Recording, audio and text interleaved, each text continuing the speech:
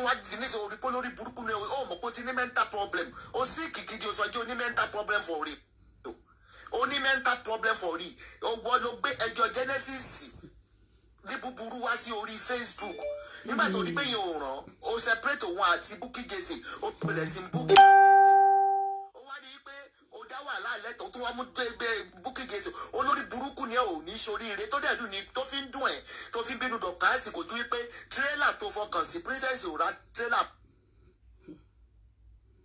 ṣíà ẹ̀yin èèyàn fún ẹwọ nìkan ló jèrè lórí ọmọ burúkú ìwọ ẹlẹ́nugbàsíà olójú bíbẹ́ kò ní bọ́rìn fún ẹ kò ní bọ́rìn fún ẹ dájú tó kú bọ̀ kò ní bọ́rìn fún ẹ kò ní bọ́rìn mo jáde fún ẹ Bísí Wẹ̀lítì ìtò à kò ní dá fún ẹ kò ní dá fún ẹ kò ní ragbá fún ẹ ta ni ẹ ọmọ ọ̀dọ̀ onítírọ́lì kẹ̀kẹ́ tó ń wa kẹ̀kẹ́ ó ń wa kẹ̀kẹ́ tírọ́lì ní ìlú òyìnbó àwọn ńlá Bísí Wẹ̀lítì ìtò à kò ní dá fún yàrá ìyá ẹ ìwọ ọmọ tó mọ̀ ìyá tó bí ẹ ọmọ bóyá Táyé ló bí ọmọ bóyá Kẹ́hìndé ló bí ẹ ìwọ ọmọ tó ti fi okó já ìdí ẹ at the age of 9 kò ní bẹ́ iṣọ́ fún ẹ ta ló ru ta torí pé mò ń ru ẹnu fún ẹ ìwọ àpapọ̀ trailer Jesus Christ who born my face bó wá sí ìdọ̀mí onírò olùsìkú ẹnu ẹ ya débí ó tiẹ̀ mọ̀ bó ṣe rí ni wọ́n olóòórùn òṣì ọmọ àlè rádaràda ta ló gbé ìwọ onínú ságà ló máa kú sí ibẹ̀ ló dẹ̀ máa kú sí ọjọ́ kan wà tó jẹ́ pé wàá máa ṣe ṣó lọ́ba ìwò dẹ̀ máa slum mo máa kú dànù ó ṣe ìwọ lè ní bímọ mẹ́ta fún ọkùnrin mẹ́ta ẹjọ́ mélòó ni wọ́n bí o Bísí olórí burúkú olòṣì abikú mẹ́kan ọmọ rádaràda ọmọ tí ò mọ̀ yá ẹ̀ ó mọ̀ bóyá Táyé ló bí ẹ bóyá Kẹ́hìndé lórí orí ẹ̀ gbá yìí ó ń gbá yìí wàá ṣáà máa ṣe rádaràda on Facebook ìwọ ló mọ gbogbo èèyàn bú jẹ́ fún ẹlẹ́yọ kan jẹ lálẹ́ yìí kó o lọ kú dànù yàm ogún ọmọ ẹ jẹ ṣé ìyá rere ni ẹ olórí burúkú àná tí ní mẹ́ta orí ẹ ti gbá yìí ọpọlọ ẹ ti dàrú Bísí ó ṣe gbójú ẹ jáde nígbà tó ń bú mi èmi lélẹ́yìí look at me wẹ́wẹ́ ó ṣì mo gbé ìdí mi fún gàdé èmi mo ní kí ló ń kan yín lára ń bẹ̀ kí ló ń kan ẹ́ lára olórí burúkú ẹ wà bọ́ síta dókítà kan ó bèbí ó bàbí ó dókítà ó ṣẹ́yún lẹ́ẹ̀mẹrin ó ṣẹ́yún lẹ́ẹ̀márùn jọ ṣé nǹkan tó dáa ló ń sọ lẹ́nu yẹn ṣé nǹkan tó dáa ló ń sọ lẹ́nu yẹn ayé ẹ bọ́rẹ́lẹ̀ gbogbo èèyàn ń wù ẹ́ wọ́n ní ọ̀gẹ̀dẹ̀ ó rà wọ́n ló ń pọ́n ó rà mọ́lẹ̀ èèyàn burúkú ni ẹ́ gbogbo èèyàn ló mọ̀ ẹ́ pé wèrè aláṣọ ni ẹ́ wèrè tó jẹ́ wípé ó gbá ski wèrè gbajúmọ̀ tó gbá ski Bísí kò ní dáa fún ẹ kò ní yẹ ẹ́ òní rí bá ti ṣe òní rọ́nà gbégbà rédèrèdè ló máa gbẹ̀yìn ilé ayé ẹ ìwọ okú tán báyìí ọ̀rọ̀ pé lè tó ṣe fún tòyẹ́yẹ́ ni tòyẹ́yẹ́ fọ́ ojú ẹ ó nù ẹ ó sáré kàbàkàbà yéé ọ̀dà sì ìdílé lóru tó bá la inú ẹ gbà báyìí irọ́ ló jáde ń bẹ̀ ìwọ ikọ̀ náà ló sọ pé Tòkunbọ̀ ní kò lọ máa kó bàtà ní mọ́ṣáláṣí ìwọ ikọ̀ náà ló sọ pé kèrè bẹ́ẹ̀ máa àbórí Facebook ikọ̀ là wà ìwọ ikọ̀ náà ló kúlẹ̀ fábíkẹ́ yes mommy yes daddy yes mommy yes daddy orí Facebook ikọ̀ náà là wà ìwọ gọ́gọ́ ló yẹ kó máa pè ní àfòmọ́ ṣó mọ nǹkan tó ń já fòmọ́ ó lè mọ nǹkan tó ń já fòmọ́ ó kàn ń sọ ni ó kàn máa ń la ẹnu ẹ̀yẹn gbàgà bí ìgbàkúlẹ̀ ẹ̀dẹ̀ wà ṣáà lágbàgà báyìí ẹ̀yìn ẹnu ẹ̀ ó dẹ̀ lá níjọ́ kan mo kà á ó jẹ́ 63 Bísí kí ló fà yẹn fún ẹ kí ló dé tí ayé òun yes ọmọ ẹ̀gan tó gbà lọ́wọ́ ẹ̀ ń sá fún ẹ èèyàn tún fẹ́ ṣe é láàánú ó bá láàánú ẹjà lórí bíbá yìí Bísí ẹni tó kó 7,500 fún ẹ tó fún ẹ fún lọ́ọ̀yà kó lè bá àgbọmọ abiyamọ tòótọ́ ara ọmọ ta pé yé èmi ìyá àbèjì lèmi èmi ìyá àbèjì ìbejì ló bí wèrè yìí jẹ́ kí n bá gbọmọ ẹ 7,500 ó máa wá gbé yílẹ̀ ń bì ó gbé princess ó yí lọ sọ́tún ó fèdè ìlú bí ó bu ní English ó bu ní Yorùbá Bísí àwọn èèyàn ń wù ẹ́ síta rẹ̀ ẹ̀ nì wọ́n ń wù ẹ́ wọ́n wo bí tíyà ti máa jẹ́ wọ́n wo bí tíyà ti máa jẹ́ ará Ìbàdàn tọ́kọ ará Ìbàdàn tọ́kọ sọ̀rọ̀ kò sí òsín speaker òsín ó fẹ́ pè wọlé ó yá wọlé ilé bàbá ọmọ yìí bọ́ ọmọ lẹ́rù wọlé ẹbí rèé ọmọ mi àlàáfíà ọmọ Ìbàdàn. Stargate Promotions UK ló ń sọ. mo ti mọ ọmọ pé Ìbàdàn lèmi àti màmá rẹ ti mọra ọmọ Ìbàdàn ni mo pè ọ́. ẹ ṣe mà ìyá mi ní orúkọ bàbá ní orúkọ ọmọ ní orúkọ ẹ̀mí mọ́ ẹ̀yin àti màmá Esabod ìjà yín parí. ó parí ẹ jẹ́ ká fọwọ́sowọ́pọ̀. ó parí èmi ò bá mo ti sọ níbẹ̀rẹ̀ ọdún mo ní mi ò bá jà mi ò dẹ̀ bu òun náà bu mi mọ́. ìjà yìí ti tán. bẹ́ẹ̀ni ẹ má bú màmá mọ́. kò bú kẹ̀. ẹ má bú màmá mọ́. rárá o ẹ jẹ́ ká wá bí a mọ́. ẹ jẹ́ ká parapọ̀. ká ṣe kí ni ká di ọ̀já mú. ká ṣe kí ni ká bá Sọjí wí. Sọjí àti Bísí Wẹ̀lìntì ni ó mọ jẹ̀yà lónìgbà tẹ́mi ìkànnù wọn bá bọ́ báyìí. ẹ̀mí ìkànnù wọn máa bọ́ báyìí.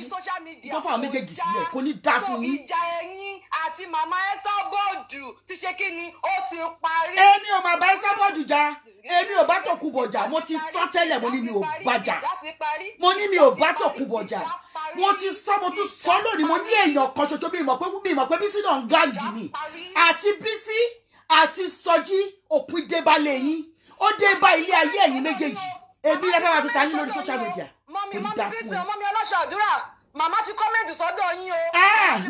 mi rí. màmá ti kọ́mẹ̀ntì.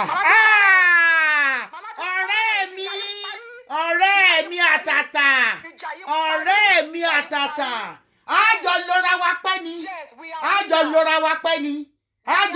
pẹ́ ni bẹ́ẹ̀ ni orogún ni wá orogún aláyọ̀sí ni àti níbi tó orogún méjì ti jà ọ̀rẹ́ méjì ni orogún wọ́n sì tún wá jà wọ́n tún wá parí padà ìjà parí ìjà tán nínú ire ni bí wà nínú ibi ni rẹ wà nínú ire ni bí wà nínú ibi ni rẹ wà ìwọ Sọjí àti Adamáyọ̀wá àbí kí ló porúkọ ẹ náà kò ní ṣàun tó dáa jẹ nílẹ̀ ìwọ gé ọmọ ẹ jẹ ó mú ọmọ ẹ oge yànnàyàn o ṣe thank you àti dọ̀rẹ́ o ṣe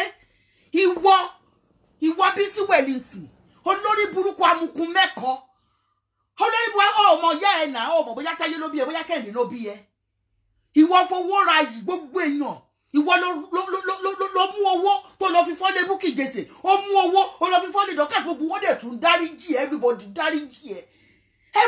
dáríjì ẹ ni kò sẹ́ni tó tí ì bù lórí ìkànnì yìí bí mo ṣe ń sọ lọ ìyá àbèjì princess Rosula ìyá àbèjì abiyamọ ó wá wù ẹ́ pé kí lòun lè ṣe fún ẹ tí tó jẹ́ pé amúnú ẹ dùn tó ò ní máa ṣe rádaràda tí ilé ayé ẹ ká lè rojú tọ́nù ẹ̀ á lè rà ó ní tó bá bẹ́ẹ̀ gbọ́mọ ẹ lọ́dọ̀ social welfare ó ní 7,000 5,000 pound sterling ẹ bá mi ṣí 650 náà ṣe owó lónìí times 7,500 pounds ó rí pé lórí burúkú ọmọ nìyẹn Bísí Wẹ̀lìntì olórí ẹ ti kú sódò wọ́n máa ń sọ wọ́n ní kí ló ṣe lè torí rádaràdà wọ́n ní ẹ̀mọ́ ni wọ́n ní ẹni tó yẹ kó ṣe lórí wọ́n ló ti kú sódò mo máa ń gbọ́ ni mo ṣẹ̀ṣẹ̀ rí ni nígbà tí ìyẹn tún kọjá lọ mú princess Rosula wọ nílẹ̀ kò sí tó sọ tán ìjà tó bá kàn ẹ́ ló máa dá sí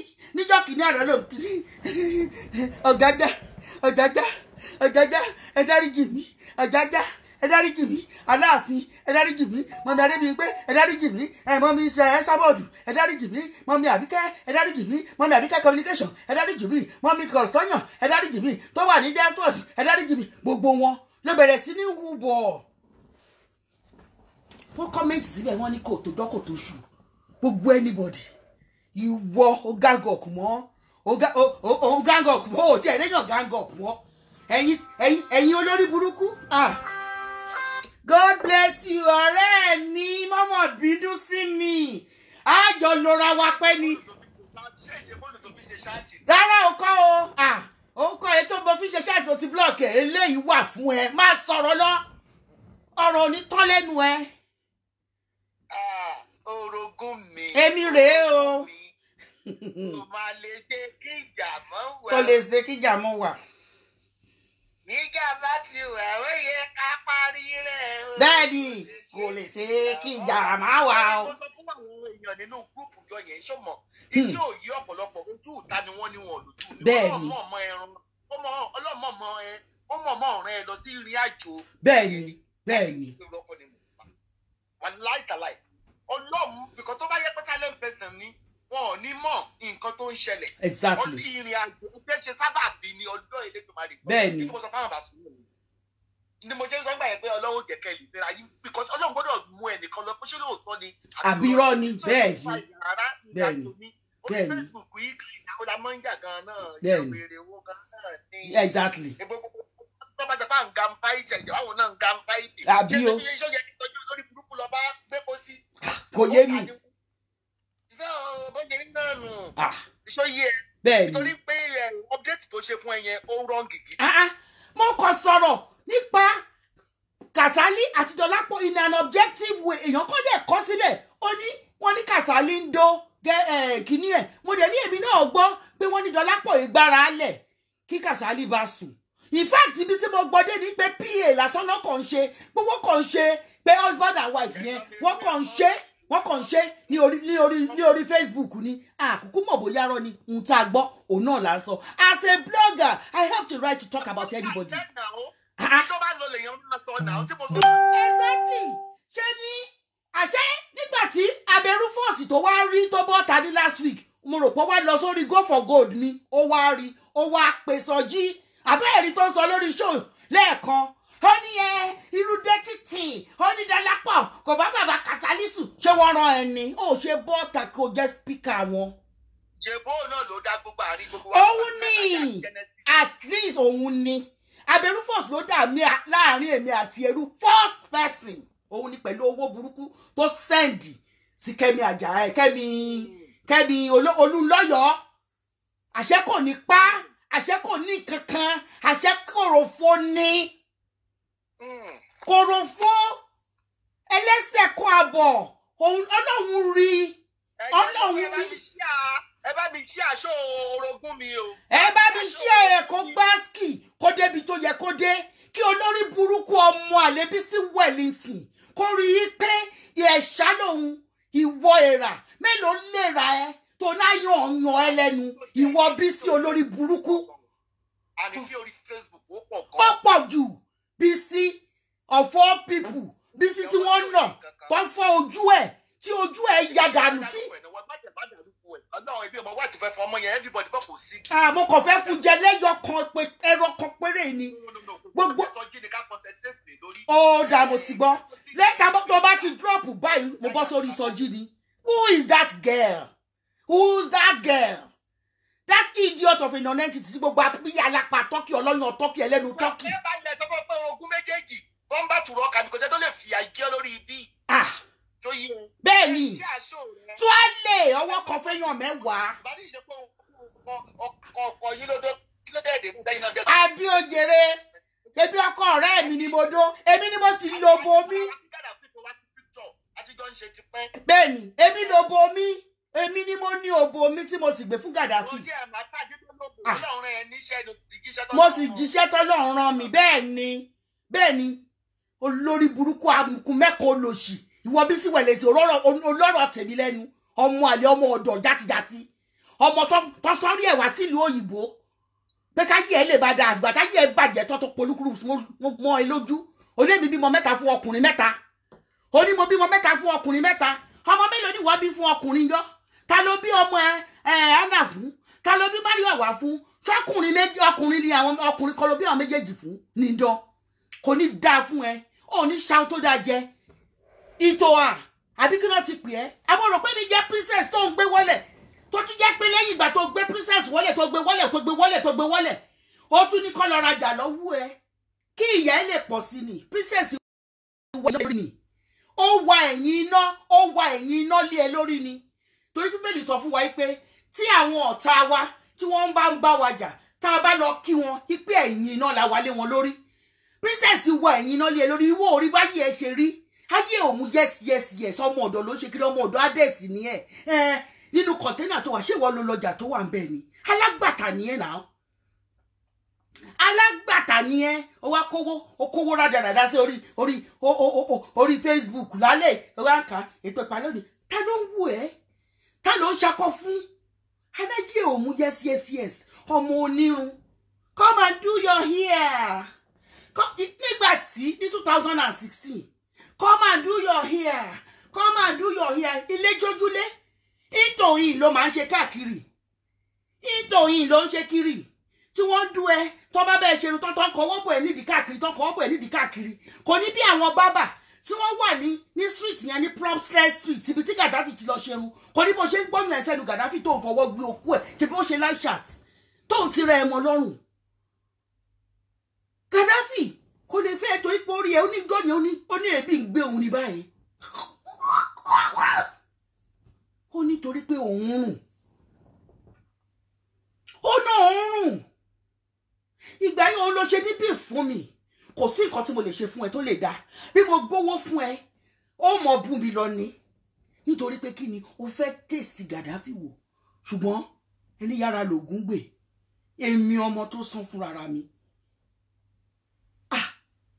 anything orí ẹ burú ni Bísí àbáyé ń ṣe é kò ní dáàbò oníṣàǹkan tó máa nǹkan rere ò lè ṣàjẹ níbí báyìí àìrọ́ tó bá kò ní kọlà kan fún ẹni 2.5 wọ́n á tún gbà lọ́wọ́ ẹni wọ́n á tún withdraw torí pé wàá tún ṣe nǹkan tí ò dáa criminal record tó ní ó ga tó báyìí ní police station you think they just give anybody any ìwé ìlú òyìnbó ìyẹn kò dùn ẹ lọ́tọ̀ oríru stagger yẹn ń pè ní ìtòyìn kí ni ò bá tún jẹ́ ìtòyìn lójúlé sójúlé bẹ́ẹ̀ ni ọmọ tó dáa ni ọmọ tó sàn ni ó mọ̀ ṣe látẹ̀yìn ní gbàgbàgbà láti wájú gẹ̀ kó ní dá fún ẹ.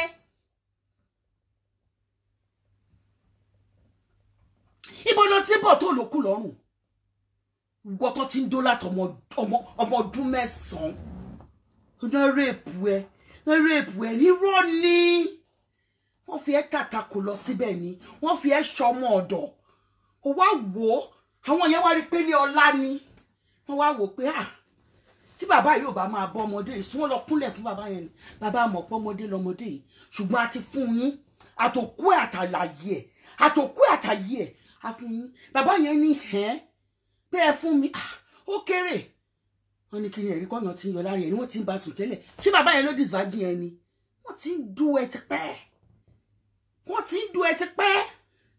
bàbá yẹn wá mú ẹ ó rí ẹ ó pé ọmọ 13 years old ló ṣẹ̀ṣẹ̀ rí okóbó ẹ̀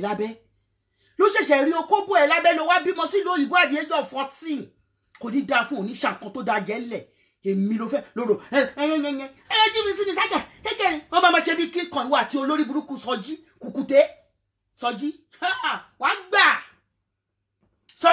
wàá gbà tí Nigeria time ni máa lò fún ẹ 10 minutes to 12 ní Nàìjíríà ó ti rán mi iṣẹ́ o Ògún onírè èṣù láàlú onílé oríta ibẹ̀ ni máa parí ọ̀rọ̀ ilé ayé ẹ̀ sí mo ń gbé fídíò yìí mo ń gbé lọ síta jẹ́ kí n fi dátà sí orí ìyẹn torí pé kó má bàa kú tí bá dé ìta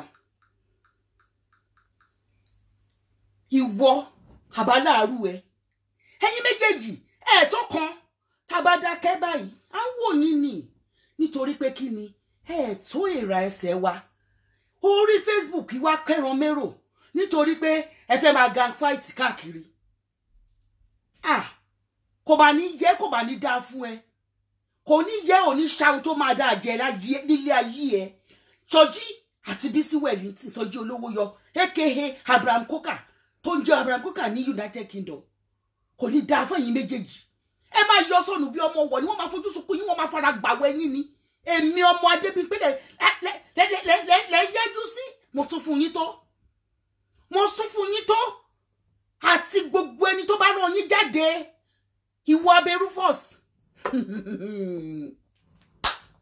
orojọ ó gbéra ẹ báyìí ìyá ẹ bẹ́ẹ̀ àná ọmọ lásán ìkejì ajá nìyẹn ìwọ máa parí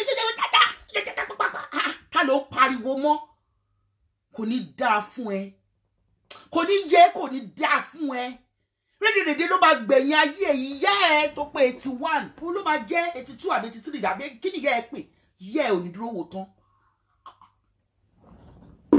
ṣó ná ọmọ lásán ìkejì ajá nìyẹn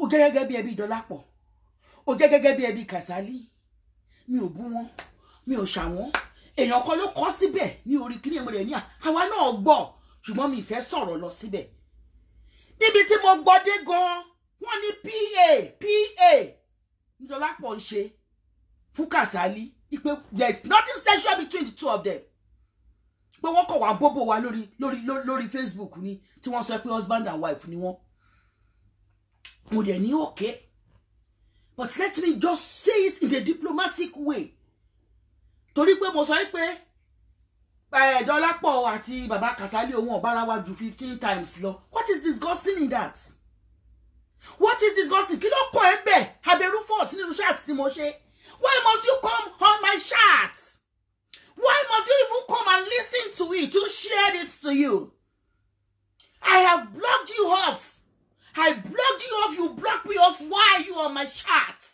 ó wá gbé lọ fún Sọjí ṣó ta ti ṣe láti January bí January 18 Sọjí wá ṣẹ̀ṣẹ̀ lọ gbọ́ ó wá gbé update jáde lánàá ìwọ ló kó sí Sọjí nínú àná lórí burúkú ni ẹ ò ní dàgbà ó lé 50 ikú gbígbóná tó pẹ̀gún ẹ̀ sínú airport tí orí òfurufú ilẹ̀ẹ́lẹ̀ ni ó ti pàwọ́ nítorí pé kí ni ohun tí òkun ẹ ló ń dá sí ẹ ṣe fi Dọlápọ̀ àti Kàsálí kó wá bẹ́ mi kí ló kàn yín bẹ́ẹ̀ ṣé yín ni mo blọ́ọ̀gì ni ṣé onílẹ̀ yìí ti ń blọ́ọ̀gì èèyàn oní ní ìwọ́sọjú ti ń blọ́ọ̀gì èèyàn mo dá sí blọ́ọ̀gì ẹ rí èyí tí mo dá sí mo dẹ̀ wá fi bẹ̀ yín ni mo dẹ̀ ní tó wáyé pé bí mo ṣe tún bẹ̀bẹ̀ yìí ó bí yín nú ẹ̀ tún má bínú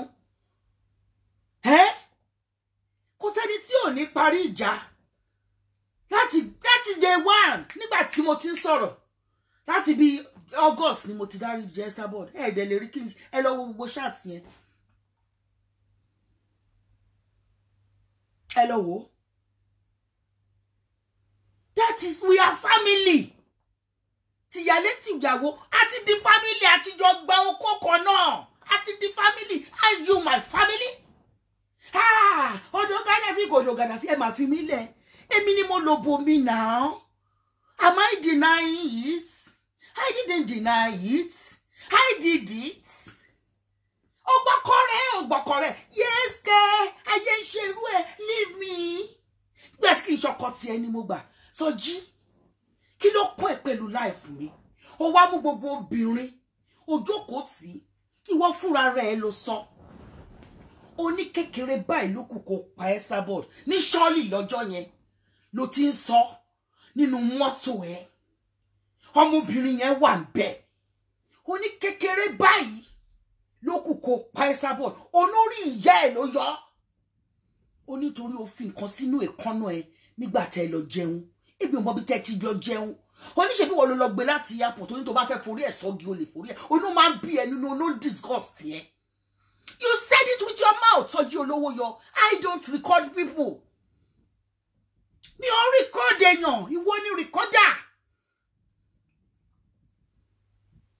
I don't record people tó máa ṣòfò tó máa yọ dànù tí gbogbo nǹkan ní ẹ tó mí àtẹ̀tí omi tó fẹ́ràn tó máa yọ sọnù bí ọwọ́ ní ṣọ́ọ̀lì orun tó jẹ́ kí n sùn tó tàn mí lọ sí ṣọ́ọ̀lì pé ó fẹ́ lọ ra lé àbí ẹ léèrè orun tó jẹ́ kí n sùn tó jẹ́ pé inú mọ́tò ni àbí ẹ léèrè mo dẹ̀ sọ fún Tálántolú ẹ ìyẹn fẹ́ máa lù ẹ́ láti jáde síta kó máa fi bú èmi kò ní dáa fún Aberufus ò ní ṣàwọn tó bá jẹ ìyá ẹ̀ ò ní jèrè èmi kò ní jèrè ẹ àwọn ọmọ ẹ̀gàn ò ní jèrè ẹ lẹ́kọ̀ọ́ ò ní jèrè ẹ Aiki ò ní jèrè ẹ Destiny ò ní jèrè ẹ bó ṣe dá sí ọ̀rọ̀ Kasali àti Dọlápọ̀ tí mo blog ìbáwọn náà blog èèyàn àwọn méjèèjì ló rojọ́ fún mi àwọn méjèèjì ló rojọ́ fún mi jẹ́jẹ́ mi ni mo jókòó àwọn méjèèjì ló rojọ́ fún mi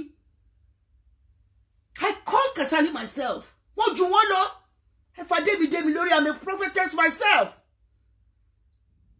yàtọ̀ sí pé kọ́ máa ṣeré bàbá Kasali kò pè mí níbi pé àǹtí mi pé ni wọ́n jù àwọn méjèèjì lọ náà taba pe torí anointing is resting upon my head àwọn tó mọ̀ mí mọ̀. Who the heck are you? Group Rosabi àbí ló ti porúkọ àmínà pàpàpòpò àmínà jàjàjàjà àmínà kòkòkòkò àmínà tí ò da àmínà tó rùn àmínà tó ń fòbò ẹ̀bẹ̀bẹ̀ lórí Facebook tó lè ṣe bí tèmi kò ní confidence kó lọ bọ́ ọkùnrin tó fẹ́ nínú group kan náà tí ẹ tún wọ́ọ̀sì ju tèmi lọ.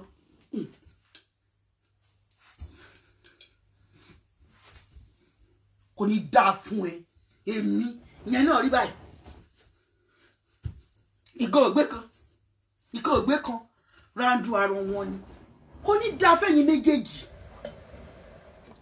ọ̀rẹ́ ó mà ṣe o kí ni wọ́n yẹn dà ó mà dá ó mà ṣe mi mọ̀ béèyàn ṣe máa ní imú tó báyìí ò lè rí wọn báwo ló ṣe ń wa tírélà yẹn ná báwo ló ṣe ń wa tírélà imú ẹ rèé imú sọjí gbogbo ọmọ tó bí kò sì tán ní múnú àmọ́ bí tí olórí burúkú Abigail hóre imú ẹ rèé báwo ló ṣe ń mí kòrónà ló máa bá yí ẹ jẹ òun àdámúmọ̀ àdẹnumọ̀ àdójúmọ̀ olórí burúkú ugly mu tẹ̀tẹ̀. I've never seen an ugly man, but I saw one, and that is Soji Olowoyo. I've never seen an ugly man. I saw a kukute, a mice. I see the onude. Ìwọ gbogbo èèyàn ti jókòó wọ́n ti jó mi wọ́n ti tajà ọjà ń lọ bẹ́ẹ̀ ló tajà gbogbo aṣáàrí àwọn pòsì sí rẹ̀ ní yẹ́ẹ̀sì ó pòsì rẹ̀ fílẹ̀ ìbò òun ló lọ jẹ tó ń pòsì sí rẹ̀ ó pòsì sí rẹ̀ ìsì ń ṣe dáadáa àwọn ọmọ ẹ̀ lọ sí yunifásitì o àwọn ọmọ wọ́n wá tọrọ owó lọ́wọ́ yín lórí burúkú ibo lẹ́yìn tí ìran ọmọdé àánú yín ṣe mí àánú ẹ̀ ló ṣe mí o Sọjí àti olórí burúkú ìtòhàn tó jẹ́ kí n bá ẹ̀ dá àmọ̀ràn ó yẹ kó o bí bèèjì kó o tó bóra olórí burúkú ó ń ṣẹ́jú mẹ́wàá fún dókítà àdẹnukọrú wọ̀nyí òré yín ẹnu ẹni ẹ̀yìn ìyá 54 rẹ̀ Macleans ó ìyẹn gan pàápàá pa àwọn ọkùnrin ẹsẹ̀ rẹ̀ ó wẹ́sẹ̀ mi look at my legs sexy baby ó wẹ́sẹ̀ gbẹ́sẹ̀ jọ apá rẹ̀ síbẹ̀ tí ẹ̀rí lẹ́ẹ̀kan tí mo wọ sleeveless ìwọ wá ṣí àyà ẹlẹ̀ báyìí kò jẹ́ ká rí privilege ẹ̀ ó yá jẹ́ apá ẹ̀ jẹ́ arápá aṣọ ẹ̀ alápá tọ́kì olórí burúkú ọmọ àlè nínú ságà ló máa wí bẹ́ẹ̀ náà ló máa kú sí ó máa kú sínú ságà ni ká ló máa yẹ kúrò nínú ságà inú ságà ni wà àti Sọjí máa kú ẹ̀yin méjèèjì wọ́n fẹ̀mí yín dé gbòdò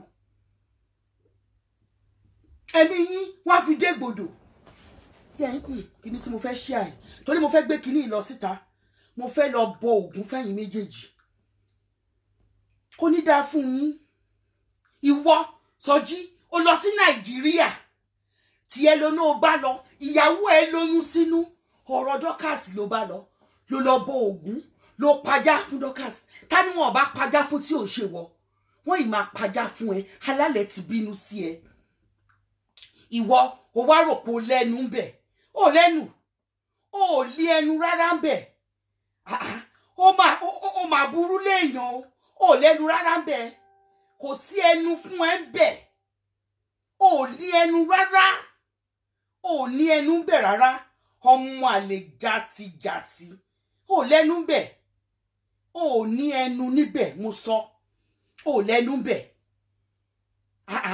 ó wá pàjá kí ló mú ẹ wá sórí Facebook ó wá jalè ní yéésì wọ́n jẹ́ pé yàn gidi ni ẹ gbé báìbù dání ó kúrú bàjẹ́ ó dúdú rakíraki.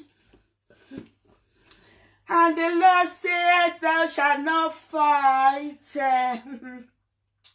And the Lord God Almighty, Bíbélì náà sọ pé ní ayé àwọn ọ̀ṣọ́fà nígbà náà ni ọkùnrin náà ló wá ń dẹran lọ ní wọ́n wá rí pé ó wọ aṣọ aláràbarà orúkọ ọkùnrin náà wá ń jẹ́ Jósẹ́fù ní àwọn ẹ̀gbọ́n rẹ̀ àti àwọn onínúbíni náà bá rí Jósẹ́fù pé alẹ́ aṣọ aláràbarà ìgbà náà ni láwa lọ́sàn-án láwa lálẹ́ náà kò dá ọkọ tí dọ̀kásì ń ṣe fún Fọláṣadé Ọlátúnjí ẹ̀yin èèyàn mi ẹ̀yin èèyàn yìí ẹ jẹ́ ká dáwó fún ojú àánú máa pọ̀ lórí Facebook yìí o láwọn èèyàn náà bá bẹ̀rẹ̀ sí ní dáwó lórí ẹ máa kó sí sàtàndà ẹ máa kó sí bí ẹ máa kó sí gbá ẹ máa kó sáwo olórí burúkú bá kówó sá lọ olórí burúkú kówó sá lọ rìsíìtì kan tó múlẹ̀ travel lodge 40 pounds per night per room tọ́jí ó búlé èèyàn títí ó gbé bílíṣì mú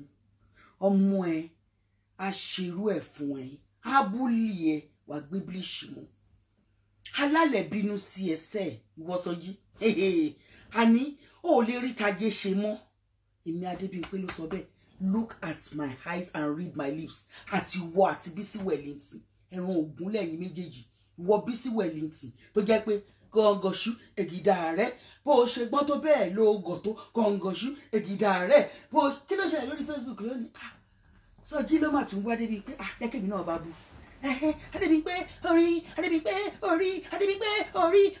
useless woman ó tẹ̀ dá èṣù ni ó pààyàn ni ìwọ lókù tí ń pa báyìí o ikú dénú lé ẹ Bísí Wellington ikú wọlé tọ̀ ẹ wá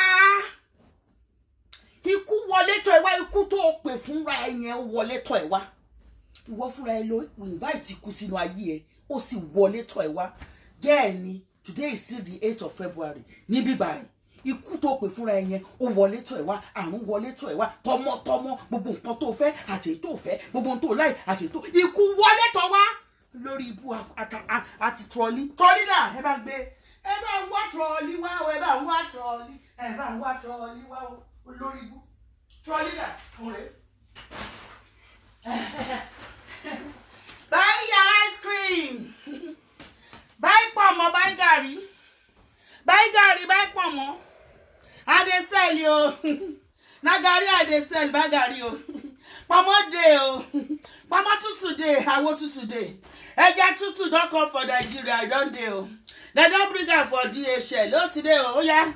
Pomo méjì ẹran méjì, oya wa mélòó lẹ fẹ́. Oya gari wà, epo pupa wà. Yes, epo tó ṣẹ̀ṣẹ̀ dé láti Benin. Wọ́n ti gbede. Yes, buy your gari, buy your sweets. Buy sweets 1 naira. Buy sweets na for children o. When I dey tell you ban pa mi. Ṣàmọ̀ tell bá ti pa mi. Àwọn sweets olórí burúkú ló ń jẹ ni. Àwọn sweets tí bá ti bó wọn báyìí. Bá ti bó ẹyọ kan báyìí. Máa fi sẹ́nu. Ó kàn máa tòró síbẹ̀. I say buy your coconut. Is this yeah, ide. Yes, so. Oh, wow. You know me that say yes, so. I go carry on for head. Yeah, ide o. You know me there. Na 6.99 ide o. You know me. E ma lọ rambo mi. Wa. Adamayawa dey say na. Why you dey go back? Ide. Mama ko ide. Mama ide. Ide. Wetin again? Panla. Mẹ́fà la di panla wa o.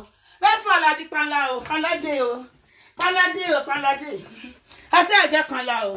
Na panla ṣe bó ṣe gbóre. Mẹ́fà ni. Mẹ́fà 10 pounds.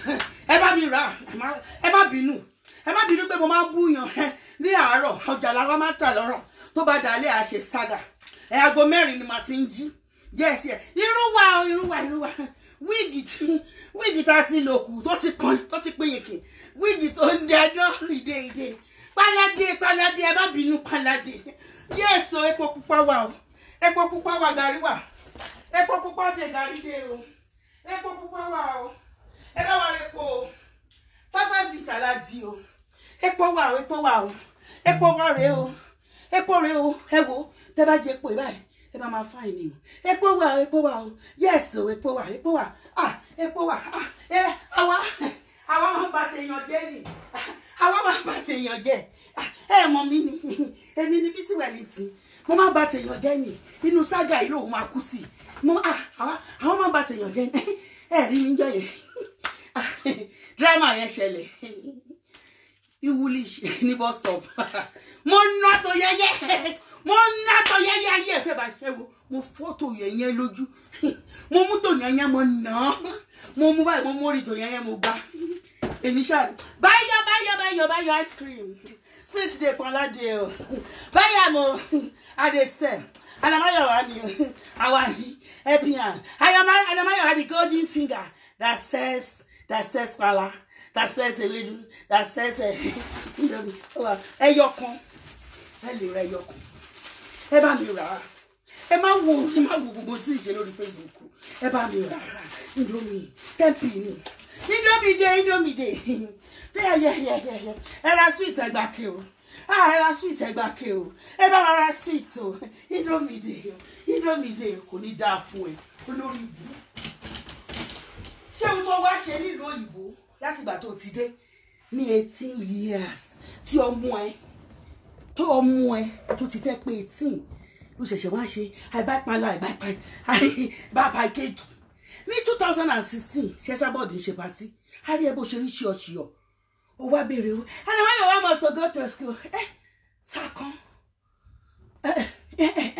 Fido Fali Fido Falid Dido Fadiya Dido Lobo Falidi lórí burúkú ọmọ òṣì ó wà lu òyìnbó for 18 years you cannot pronounce pedophile kí ló tẹ Sakan Sakan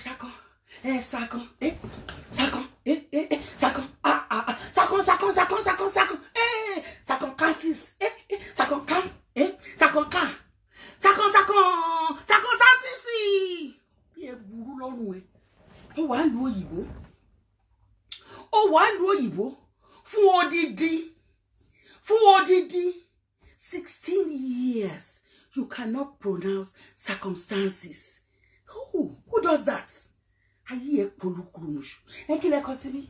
Ẹ ṣáà kẹyẹ rẹ. Ẹ ṣáà wọ́n wù ẹ láwọ̀ sùkún òwò rẹ̀ láwọ̀ rẹ̀ kò ní dáa fún oníṣàun rere jẹ́. Oníṣàun rere jẹ́. Ẹ̀yin méjèèjì ẹ kú ní ọ̀kọ̀ọ̀kan lọ́wọ́ yọ. Ẹ kú dànù. Ibo lẹ ti ń bọ̀.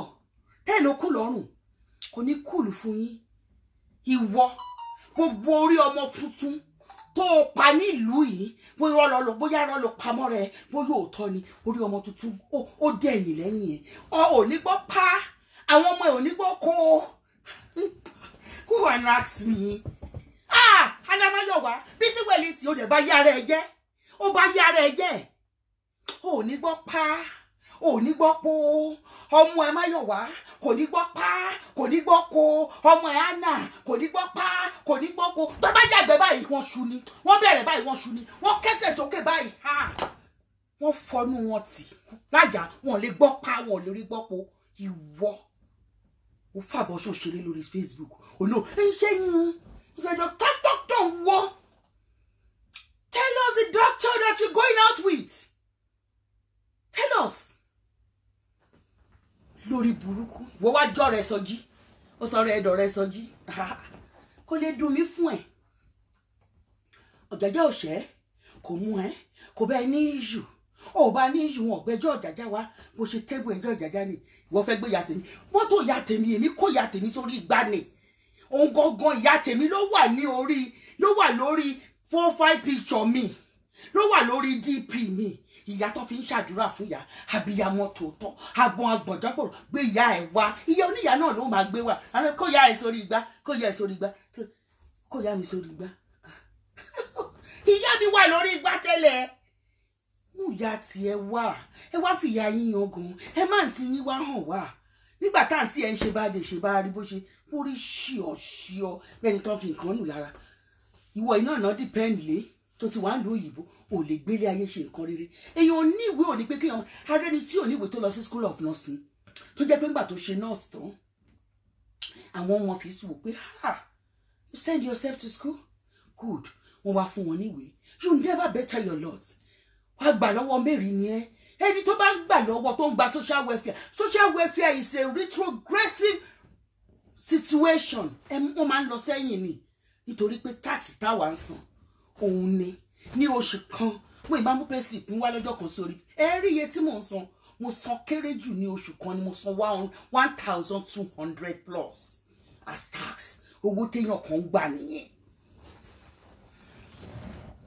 àwa là ń ṣiṣẹ́ fún ẹ olórí burúkú owó tó fi ń fọ́stà ọmọ ẹ àwa tá à ń san ni òní ṣáùntì ń tó máa ṣàjẹ́ bí blọọkì bí òkúta tí ó kúnnú ẹ tó jẹ́ pé gallbladder á wá bàjẹ́ orí ìkànnì náà la máa wà nígbà tó bá gbé fún ẹ ẹ dáwó tó wá ṣe GoFundMe fún ẹ Bisi Wellington needs an urgent operation please donate ibi náà la máa wà àti wá àti Sọjí kò ní dáa fún ẹ̀yin méjèèjì ẹ ní ṣáùntì ẹ ní ṣáùn rere jẹ nílé ayé yín mo ń bọ̀ bí tíde tó bá tún di 12 some minutes to 12 mo fẹ́ fún yín jẹ níta gbangba ń bẹ̀ yẹn ní ìta gbangba ní wálíà torí pé mi ò mọ̀ fóònù yẹn eléyìí ni máa lò nígbà yẹn fóònù eléyìí ni máa lò nígbà yẹn 07946946790 òun ni máa fi ṣe chat fún yín ní T junction tó wà níbẹ̀ yẹn